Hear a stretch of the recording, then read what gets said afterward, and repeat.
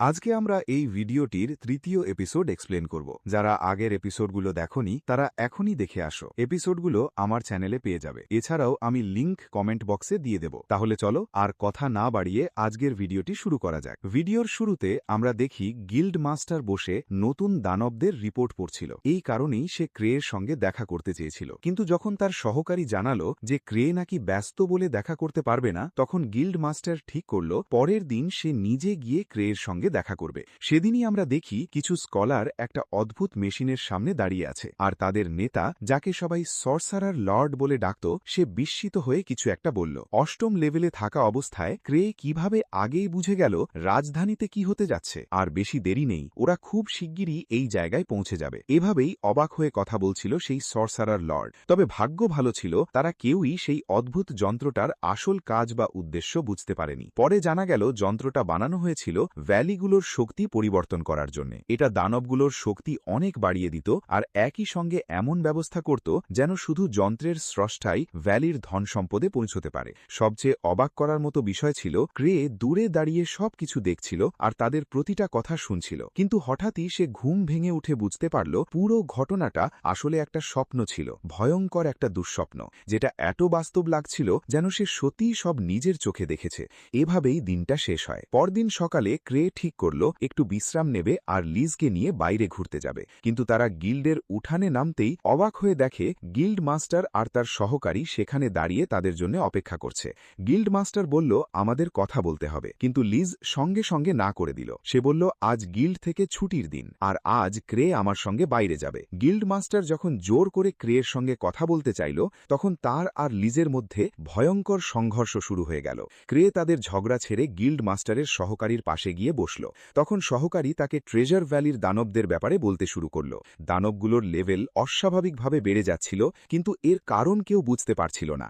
এটা শুনে ক্রেয়ের মনে ভয় ঢুকে গেল। তার মনে হতে লাগলো হয়তো সেই গোপন চেনটাই এই সব কিছুর কারণ, কিন্তু সে এই কথা কাউকে বলল না। এদিকে লিজ আর গিল্ড মাস্টারের লড়াই এতটাই ভয়ঙ্কর হয়ে উঠেছিল যে প্রায় পুরো গিল্ড ধ্বংস হয়ে যাওয়ার অবস্থা হয়েছিল। তখন জানা গেল গিল্ড মাস্টার আগে সপ্তম লেভেলের একজন হান্টার ছিল, পরে তাকে সব ক্ল্যানের গিল্ডের নেতা বানানো হয়। ঠিক তখনই লিজের চোখে ক্রে পড়ল, আর সঙ্গে সঙ্গে সে শান্ত হয়ে গেল। দ্রুত ক্রেয়ের কাছে গিয়ে বলল, চলো আমাদের ছুটিটা আবার শুরু করি। এরপর দুজন শহরের রাস্তায় হাঁটতে বেরোল। হাঁটতে হাঁটতে লিজ তাকে সেই ভ্যালির গল্প বলতে লাগল যেখানে সে গিয়েছিল, আর সেখানে যে ভয়ঙ্কর দানবগুলোর মুখোমুখি হয়েছিল সেগুলো নাকি তার দেখা সবচেয়ে শক্তিশালী প্রাণী ছিল। এদিকে ক্রেয়ের মাথায় শুধু সেই চেনের কথাই ঘুরছিল। তার ভয় হচ্ছিল হয়তো এই চেনের কারণেই পুরো রাজধানী ধ্বংস হয়ে যেতে পারে। সে লিজকে জিজ্ঞেস করল, শোনো লিজ, যদি কোনোদিন এই রাজধানী ধ্বংস হয়ে যায় তাহলে তুমি কি করবে? লিজ একদম সহজভাবে বলল, অবশ্যই আমি পালিয়ে যাব, আর তোমাকেও সঙ্গে নিয়ে যাব। তারপর আমরা একসঙ্গে সেই সব জায়গায় ঘুরব যেগুলো আমি সব সময় দেখতে চেয়েছি। লিজের উত্তর শুনে ক্রে একটু অবাক হয়ে গেল, কারণ শহরকে বাঁচানোর কথা সে একবারও ভাবেনি। ঠিক তখনই লিজ খেয়াল করল কেউ একজন তাদের দিকে লুকিয়ে তাকিয়ে আছে। সঙ্গে সঙ্গে সে লোকটাকে ধরে ফেলল। মনে হচ্ছিল এক্ষুনি তাকে বন্দী করবে, কিন্তু ক্রে বলল, ওকে ছেড়ে দাও, আগে দেখি ওর উদ্দেশ্য কি। তারা লোকটাকে ছাড়ার সঙ্গে সঙ্গেই সে দ্রুত পালিয়ে গেল। লিজ ভাবল ক্রে ইচ্ছা করেই তাকে যেতে দিয়েছে, নিশ্চয়ই তার মাথায় কোনো পরিকল্পনা আছে। অন্যদিকে সেই রহস্যময় লোকটা লুকিয়ে থেকে মনে মনে ভাবছিল, ক্রে আমাকে পালাতে দিল কেন? সে তো আমাকে নজর রাখতে দেখেই ফেলেছিল। এইদিকে গিল্ডে সেভেন আর তার দল ক্রেয়ের দেওয়া নির্দেশ মেনে একটা মিশনে বেরোচ্ছিল। অবশ্য গিল্ড মাস্টার বুঝেই গিয়েছিল ক্রে নিজের দায়িত্বের মিশনটা এড়াতে তাদের ঘাড়ে চাপিয়ে দিয়েছে। মিশনটা আবার সেই হোয়াইট উলফ ভ্যালিতেই ছিল। সেখানে নতুন কিছু নেকড়ে দেখা গেছে যেগুলো আগের চেয়েও বেশি শক্তিশালী বলে গুজব ছিল। শেষ পর্যন্ত গিল্ড মাস্টারের আর উপায় ছিল না, তাই সে মিশনটা সেভেনদের দলকেই দিল। তারা ভ্যালিতে ঘোকার কিছুক্ষণ পরই চারদিক থেকে নেকড়েরা তাদের ঘিরে ফেলে। তখন সেভেন বুঝতে পারল ক্রে কেন এত জোর করে এই মিশনটা তাদের হাতে তুলে দিয়েছিল। অন্যদিকে ক্রে তখন লিজকে নিয়ে শহরের রাস্তায় হাঁটছিল। লিজ ভাবছিল ক্রে শুধু তার সঙ্গে ছুটি উপভোগ করছে, কিন্তু আসলে ব্যাপারটা অন্য ছিল। ক্রে ইভাওকা একটা ম্যাপ অনুসরণ করছিল। সেখানে রাজধানীর সবচেয়ে বিপজ্জনক রাস্তাগুলো চিহ্নিত করা ছিল, যেখানে চোর আর দস্যুরা লুকিয়ে থাকত। সে একের পর এক গলি খুঁজে দেখছিল। তার আশা ছিল হয়তো কোনো চোর সেই চেনটা চুরি করেছে বা চেনের ভেতরে থাকা স্লাইমটা নিয়ে গেছে। লিজ খেয়াল করল ক্রে খুব অমনোযোগী হয়ে আছে। সে তাকে শহরের অদ্ভুত সব গলিতে নিয়ে যাচ্ছে যেগুলো মূল রাস্তা থেকে অনেক দূরে। তখন লিজ জিজ্ঞেস করল, তুমি কি কোনো মিশনে আছো নাকি আমার সাহায্য লাগবে? ক্রে বলল, আমি একটা গুরুত্বপূর্ণ জিনিস খুঁজছি, এটা খুঁজে পেলেই তোমাকে আইসক্রিম খাওয়াতে নিয়ে যাব, যেমনটা তুমি চেয়েছিলে। ঠিক তখনই লিজ রাস্তার ওপারে একটা আইসক্রিমের দোকান দেখতে পেল। সে সঙ্গে সঙ্গে ক্রে ক্রেকে বলল, চলো তাড়াতাড়ি ওই দোকান থেকে আইসক্রিম কিনে আনি। কিন্তু আসল সত্যিটা ছিল একদম ভয়ঙ্কর। ওই দোকানটাই আসলে সেই লোকটা গোপন ঘাঁটি যে আগে তাদের লুকিয়ে লুকিয়ে অনুসরণ করছিল। যখনই সে দেখল ক্রে আর লিজ দোকানের দিকে আসছে, সে ভয়ে একদম থমকে গেল। তার মনে হল, এখন বুঝলাম ক্রে আমাকে পালাতে দিল কেন। নিশ্চয়ই সে আমার ঘাঁটি খুঁজে বের করে আমাকে ধরার জন্যই এমন করেছে। সে তখন ভয় আর দুশ্চিন্তায় কাঁপছিল, কি করবে বুঝতে পারছিল না। ঠিক তখনই সেখানে সোফিয়া এসে হাজির হল, যে ছিল মাস্টার সর্সারারের সহকারী। পরে জানা গেল ওই লোকটাও তাদের সঙ্গেই কাজ করত। সে পুরো ঘটনা সোফিয়াকে বলার পর সে দ্রুত ব্যবস্থা নিয়ে দোকানটা বন্ধ করে দিল। এরপর যখন লিজ সেখানে পৌঁছাল, সে খুব রেগে গেল। তার বিশ্বাস ছিল দোকানের মালিক ভেতরে লুকিয়ে আছে। সে জোর করে দোকানে ঢুকে তাকে ধরতে চাইল, কিন্তু ক্রে তাকে শান্ত করল। সে বলল, চলো এখানে না গিয়ে অন্য দোকান থেকে আইসক্রিম খাই। এরপর সে লিজকে সেখান থেকে নিয়ে চলে গেল। এদিকে সোফিয়া গিল্ড মাস্টারকে রিপোর্ট দিল। সে বলল, ক্রে আমাদের একটা গোপন ঘাঁটি খুঁজে পেয়েছে। এটা এত দূরে ছিল যে কেউ খুঁজে পাবে না বলেই আমরা ভেবেছিলাম। মানে সে আমাদের পরিকল্পনা জেনে ফেলেছে, আর আমরা যে ডিভাইসটা নিয়ে এত বছর কাজ করছি সেটার কাছেও পৌঁছে যাচ্ছে। সে আরও বলল, শুরু থেকেই আমরা তার ক্ষমতাকে কম করে দেখেছি। এখনই ব্যবস্থা না নিলে সে আমাদের সব পরিকল্পনা ফাঁস করে দেবে। তার মতে ক্রেকে শেষ করে দিতে হবে। ওকে সরাতে পারলেই বাকি হান্টারদেরও সহজে শেষ করা যাবে, কারণ সেই তাদের নেতা আর সবাইকে সুরক্ষা দেয়। তারপর রাজধানী আর সব ধনসম্পদ আমাদের হবে, আর কেউ আমাদের বাধা দিতে পারবে না। এই কথা বলে সোফিয়া সরাসরি মাস্টার সর্সারারের কাছে ক্রেকে হত্যার অনুমতি চাইল। মাস্টার সর্সারার কিছুটা অস্বস্তিতে ছিল, কারণ সে জানত ক্রে অনেক উচ্চ লেভেলের এবং তাকে সহজে হারানো প্রায় অসম্ভব। তবুও সে সোফিয়ার ক্ষমতা আর দৃঢ়তায় বিশ্বাস করল। শেষ পর্যন্ত সে তাকে অনুমতি দিল যেন সে নিজের মতো করে যেভাবে দরকার সেভাবে কাজ করতে পারে এবং তাদের শক্তি বাড়াতে পারে। এটা শুনেই সোফিয়ার মাথায় তার পরিকল্পনা শুরু করার সিগন্যাল চলে আসে। ক্রেকে হত্যা করার প্ল্যান এখন একদম চালু করার সময়।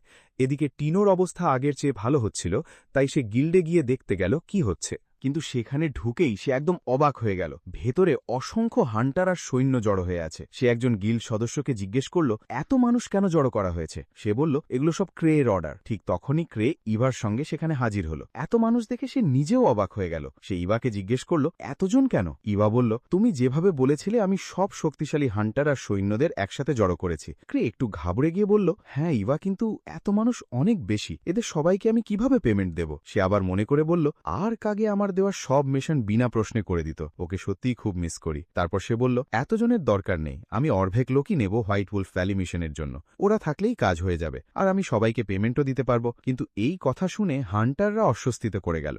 তারা বলল, সবাই তো এখন হোয়াইট উলফ ভ্যালির কথা বলছে। সেখানে নতুন নতুন দানব এসেছে যেগুলো আগের চেয়ে অনেক বেশি শক্তিশালী। এভাবে কম লোক নিয়ে গেলে আমাদের জীবন ঝুঁকিতে পড়বে। তখন ইভা আবার ক্রেকে শান্ত করে বলল, চিন্তা নেই, সবাইকে পেমেন্ট দেওয়ার মতো টাকা আছে।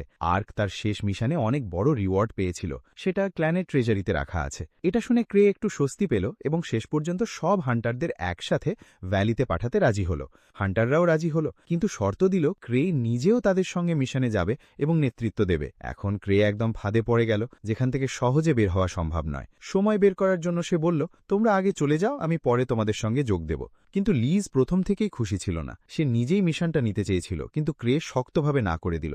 পরে ক্রে হান্টারদের বিদায় জানালো এবং একজনকে নির্দেশ দিল, ভ্যালিতে যদি কোনো নির্দিষ্ট চেন পাও সেটা নিয়ে আসবে, আর যদি কোথাও স্লাইম দেখো একদম কাছে যাবে না। এটা অবশ্যই খুব বিপজ্জনক হবে। এরপর দৃশ্যটা আবার মাস্টার সর্সারার আর তার অনুসারীদের দিকে ফিরে যায়। তারা তখনই জানতে পারে যে ক্রে বিশাল একটা হান্টার দল হোয়াইট উলফ ভ্যালিতে পাঠিয়েছে। এটা শুনে দলের কয়েকজন বলল, এখন আর ক্রেকে মারা সম্ভব নয়, ওর চারপাশে তো অনেক গার্ড থাকবে। কিন্তু সোফিয়া সঙ্গে সঙ্গে তাদের কথা নাকচ করে দিয়ে বলল, আমার কাছে এমন এক ডিফেন্সিভ সিস্টেম আছে যা দিয়ে আমি ওই সব হান্টারদের একদম সহজেই শেষ করে দিতে পারবো। ওরা তো বেশিরভাগই দুর্বল লেভেলের, শুধু ক্রে আর লিজ কিছুটা শক্তিশালী, কারণ ওরা স্যাড সোলস পার্টির সদস্য। সে আরও বলল, এটাই ক্রেকে শেষ করার সবচেয়ে ভালো সময়, কারণ ওর সঙ্গে পার্টির কেউ নেই, শুধু লিজ আছে, আর আমি তার দুর্বলতা জানি, সেটা ব্যবহার করতে পারবো। তারপর সে বলল, ভাগ্য ভালো স্ট্রেয়াসন এখানে নেই, আর যদি সে ফিরে আসে আমি নিজেই তাকে মেরে ফেলব। সে আমার চিরশত্রু, তার সব অদ্ভুত আবিষ্কার সহ তাকে আমি সবসময় শেষ করতে চেয়েছি। শেষে সে মাস্টার সর্সারারকে বলল, দয়া করে আমার প্ল্যানগুলো অনুমোদন করুন। মাস্টার সর্সারার সঙ্গে সঙ্গেই সোফিয়ার সব পরিকল্পনায় রাজি হয়ে গেল এবং তার অনুসারীদেরও নির্দেশ দিল যেন তারা সোফিয়ার কথা নিজের মতো করেই মানে। এদিকে ক্রে তার অফিসে বসেছিল। সে অপেক্ষা করছিল কখন স্ট্রে আবার ফিরে আসে। একই সঙ্গে সে চিন্তায় ছিল কিভাবে লিজকে থামাবে, যে জোর করে তাকে হান্টার্সদের সঙ্গে ভ্যালিতে যেতে বলছিল। ঠিক তখনই ভাগ্যক্রমে স্ট্রে রাজধানীতে ফিরে আসে। তাকে দেখেই ক্রে খুব খুশি হয়ে গেল। সে মনে করল এখন তার সব সমস্যার সমাধান হয়ে যাবে, এমনকি স্লাইমের সমস্যাও। কিন্তু পরক্ষণেই সে চমকে গেল যখন স্ট্রে বলল, আমি ওই স্লাইমকে এমনভাবে বানিয়েছিলাম যাকে এটা কখনো আমাদের বা তোমার ক্ষতি না করতে পারে। চিন্তা করো না, এটা তোমার কোনো ক্ষতি করতে পারবে না। স্ট্রের কথা শুনে ক্রে একটু স্বস্তি পেল, কিন্তু তার ভয় পুরোপুরি কাটল না। সে এখনও চিন্তা করছিল যদি এটা অন্য কারো ক্ষতি করে ফেলে। তখন স্ট্রে বুঝতে পারল স্লাইমটা বাথরুমের ড্রেন দিয়ে পালিয়ে গেছে। সে সঙ্গে সঙ্গে বলল, চিন্তা করো না, আমি এটা সামলে নেব। রাজধানীতে ছড়িয়ে পড়ার আগেই আমি এটাকে থামিয়ে দেব। এদিকে সব হান্টার ইতিমধ্যেই হোয়াইট ওলফ ভ্যালিতে পৌঁছে গেছে। ওরা তার কাছ থেকে জানতে পারল যে ক্রে তাদের বলেছিল সেভেনই তার আসা পর্যন্ত দলের নেতা থাকবে, আর তাদের কাজ হল এই উপত্যকায় এসে সেই স্লাইমটাকে খুঁজে বের করা। যদি ওটার দেখা পায় তাহলে খুব সাবধানে থাকতে হবে, কারণ এটা অনেক ভয়ঙ্কর। কিন্তু দলের কেউই এসব কথা বিশ্বাস করল না। তাদের মনে হচ্ছিল একটা সাধারণ স্লাইমকে মারতে তাদের অস্ত্রই যথেষ্ট। আসলে স্লাইম সম্পর্কে তাদের কোনো ধারণাই ছিল না, আর সামনে পড়লে কিভাবে সামলাবে সেটাও জানত না। ঠিক তখনই শিকারীদের মাঝে এক মহিলা এসে দাঁড়াল। সে নিজের পরিচয় দিয়ে বলল, আমি টালিয়া, আমি একজন অ্যালকেমিস্ট। আগে স্ট্রে এর সাথে স্লাইম প্রজেক্টে কাজ করতাম, তাই এটার ব্যাপারে অনেক কিছু জানি। আর আমার কাছে একটা কেমিক্যাল অ্যান্টিডটও আছে যেটা স্লাইমের শক্তি নষ্ট করে দিতে পারে। টালিয়ার কথা শুনে সবাই একটু নিশ্চিন্ত হল। এরপর তারা একসাথে উপত্যকার ভেতরে ঢুকে স্লাইমটাকে খুঁজতে শুরু করল। কিন্তু অনেকক্ষণ খোঁজাখুঁজির পর তারা সবাই আহত অবস্থায় ফিরে এলো। ভেতরে নেকড়ে আর ভয়ঙ্কর জন্তুদের সাথে লড়াই করতে হয়েছে তাদের। তবুও স্লাইমের কোনো চিহ্ন পাওয়া গেল না। এরপর জেন নামে একজন শিকারী রেগে গিয়ে বলল, ক্রে একটা দুর্বল নেতা। স্লাইম বলে আসলে কিছুই নেই। সে শুধু আমাদের এখানে এনে জন্তুদের সাথে লড়াই করাচ্ছে, আর নিজে কথা দিয়েও আমাদের সাথে আসেনি। আমি আর এই মিশনে থাকব না, আমি চলে যাচ্ছি।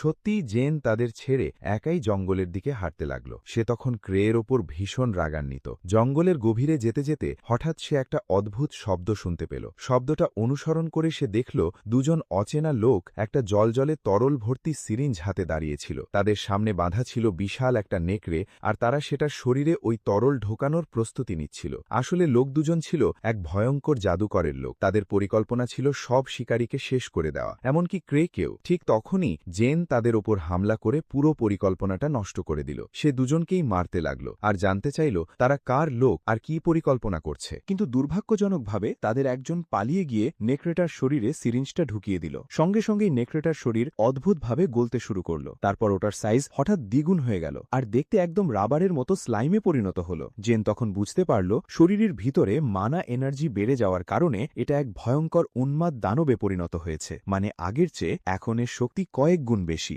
ভয়ঙ্কর বিপদ বুঝতে পেরে জেন দ্রুত তার অ্যালার্ম হুইসেল বাজালো। ভাগ্য ভালো, সেভেন সেটা শুনে বুঝে গেল কোনো একজন হান্টার বিপদে পড়েছে। সে সঙ্গে সঙ্গে অন্য হান্টারদের নিয়ে সেই জঙ্গলের দিকে দৌড়ে গেল যেদিক থেকে হুইসেলের শব্দ এসেছিল। সেখানে গিয়ে তারা দেখল জেন আহত অবস্থায় কাঁদতে কাঁদতে বলছে, ক্রে ঠিকই বলেছিল, জঙ্গলের ভিতরে একটা ভয়ঙ্কর স্লাইম আছে। কিন্তু সে পুরো কথা শেষ করার আগেই সবাই দেখতে পেল সেই নেকড়েটাকে, যেটা স্লাইমে পরিণত হয়েছিল। ওটার শরীর লম্বা হয়ে যাচ্ছে, চিৎকার করছে আর আবারও বড় হতে শুরু করেছে। সেভেন তখনই তার প্রাচীন তীর ছুঁড়ে ওটাকে মারার চেষ্টা করল, কিন্তু দুর্ভাগ্যজনকভাবে কোনো তীরই তেমন কাজ করল না, শুধু সামান্য একটু আঘাত লাগল। তখনই তালিয়ার অ্যান্টিডোটের কথা মনে পড়ল। সেভেন দ্রুত সেটা নিয়ে নেকড়েটার সামনে ছুঁড়ে মারল। নেকড়েটা ওটার উপর পা রাখতেই শরীর ফুলতে শুরু করল। সবাই ভাবল এবার বুঝি কয়েক সেকেন্ডের মধ্যেই বিস্ফোরণ হয়ে মারা যাবে, কিন্তু দুর্ভাগ্যবশত কিছুই হল না, বরং ওটার শক্তি আগের মতোই রয়ে গেল। ওই মুহূর্তে সেভেন ক্রেয়ের ওপর ভীষণ রেগে গেল। সে মনে মনে ভাবল ক্রে হয়তো ধরে নিয়েছিল সব হান্টার তার আর তার দলের মতোই শক্তিশালী,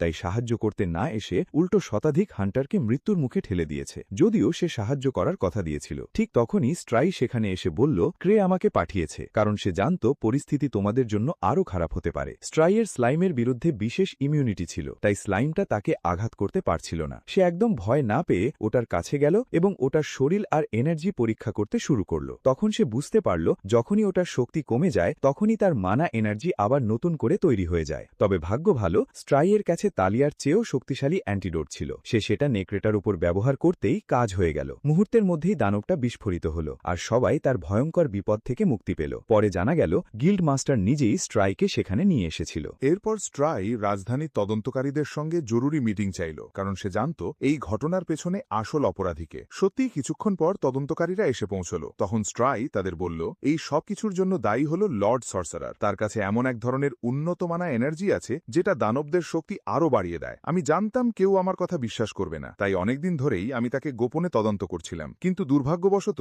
এখনো পর্যন্ত তার গোপন ঘাঁটির খোঁজ বের করতে পারিনি। ঠিক তখন তালিয়া কথা বলে উঠল। আমার মনে হয় তার গোপন ঘাঁটি মাটির নিচে কোথাও, কারণ সে চায় না কেউ সেটা খুঁজে পাক, বিশেষ করে সে যেহেতু আইনের চোখে পলাতক অপরাধী। স্ট্রাই তার বুদ্ধির প্রশংসা করে বলল, সত্যি বলতে এই বিষয়টা আমি আগে কখনো ভাবিইনি। এরপর সে হান্টারদের কাছে ক্ষমা চেয়ে বলল, আমি শক্তির দিক থেকে তোমাদের সাহায্য করার মতো যথেষ্ট শক্তিশালী না, তবে জ্ঞান আর তথ্য দিয়ে অবশ্যই সাহায্য করতে পারবো। স্ট্রাই এর কথা শুনে সেভেন বলল, স্ট্রাই খুব ভয়ঙ্কর যোদ্ধা, ঠিক সোরো দলের অন্য সদস্যদের মতোই। ওই দলে কোনো দুর্বল মানুষ নেই, সবাই নিজেদের শক্তির চূড়ান্ত পর্যায়ে আছে। এদিকে একই সময় লর্ড সর্সেরারের সহকারী ফ্লেক জানতে পারল সোফিয়া তাদের একে একে স্লাইম ইনজেক্ট করা দানবগুলো ছেড়ে দিতে বলেছে, কিন্তু সে যখন সোফিয়ার কথা জিজ্ঞেস করল তখন জানতে পারল সোফিয়া বেঁচে নেই, সে বাইরে গেছে ক্রে আর হান্টারদের ওপর আক্রমণের নিজের পরিকল্পনা চালিয়ে যেতে। এটা শুনে ফ্লেক ভীষণ রেগে গেল। সে বলল, ক্রে আর স্ট্রাইয়ের সামনে দানব ছাড়তে বলছে, এটা তো সরাসরি আত্মহত্যা। সোফিয়া বুঝতেই পারছে না সে 10 হান্টারের মধ্যে সবচেয়ে শক্তিশালী দলের বিরুদ্ধে লড়ছে। আমার মনে হয় ওর কেমিস্ট্রি আর এক্সপেরিমেন্ট নিয়েই থাকা উচিত, যুদ্ধের ব্যাপারগুলো আমার মতো লোকদের ওপর ছেড়ে দেওয়া দরকার। এরপর সে সিদ্ধান্ত নিল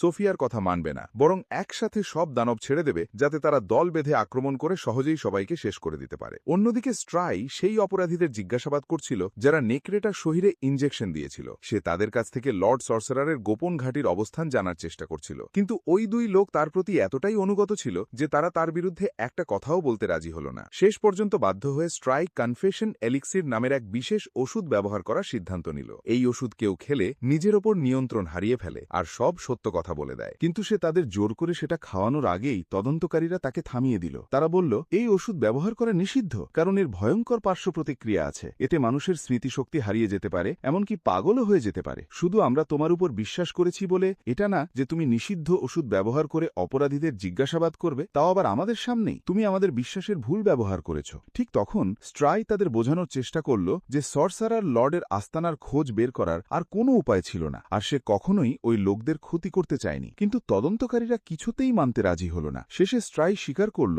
যে অসুখটা আসলে নকল ছিল, সে শুধু তাদের প্রতিক্রিয়া পরীক্ষা করছিল, কিন্তু তারা তার পুরো পরিকল্পনাই নষ্ট করে দিয়েছে। নিজের কথার সত্যতা প্রমাণ করার জন্য সে সবার সামনে নিজেই সেই ওষুধ খেয়ে ফেলল। তারপর বলল, খুব দেরি হওয়ার আগেই আমি নিজের উপায়েই সর্সারার লর্ডের আস্তানার খোঁজ বের করব। ঠিক তখনই জঙ্গলের ভিতর থেকে একটা ভয়ঙ্কর দানব বের হয়ে এলো। সবাই খেয়াল করল এটার রং আগের দানবটার থেকে আলাদা। স্ট্রাই তখন বলল, প্রতিটা দানবকে আলাদা মাত্রায় মানা দেওয়া হয়, আর সেই আলাদা মানার কারণেই তাদের রং আর ক্ষমতা এক এক রকম হয়। এরপর সে সবাইকে একটা পরিকল্পনা বুঝিয়ে দিল, কিভাবে হান্টারদের পুরো জঙ্গলে ছড়িয়ে পড়ে দানবটার বিরুদ্ধে লড়তে হবে সেটাও বুঝিয়ে বলল। বিশেষ করে তাদের অ্যান্টিডট প্রায় শেষ হয়ে যাওয়ার কারণে পরিস্থিতি আরো কঠিন হয়ে গিয়েছিল, কিন্তু দানবটা হান্টারদের তুলনায় অনেক বেশি শক্তিশালী ছিল। কেউ কোনো আক্রমণ করলেও তাতে তেমন কোনো কাজ হচ্ছিল না। স্ট্রাই নতুন কোনো পরিকল্পনা ভাবার আগেই আরও একটা দানব হাজির হল। এটার রঙও আলাদা ছিল। তারপর সেটা প্রথম দানবটার দিকে এগিয়ে গেল, আর কিছুক্ষণের মধ্যেই দুই দানবের মধ্যে ভয়ঙ্কর লড়াই শুরু হয়ে গেল।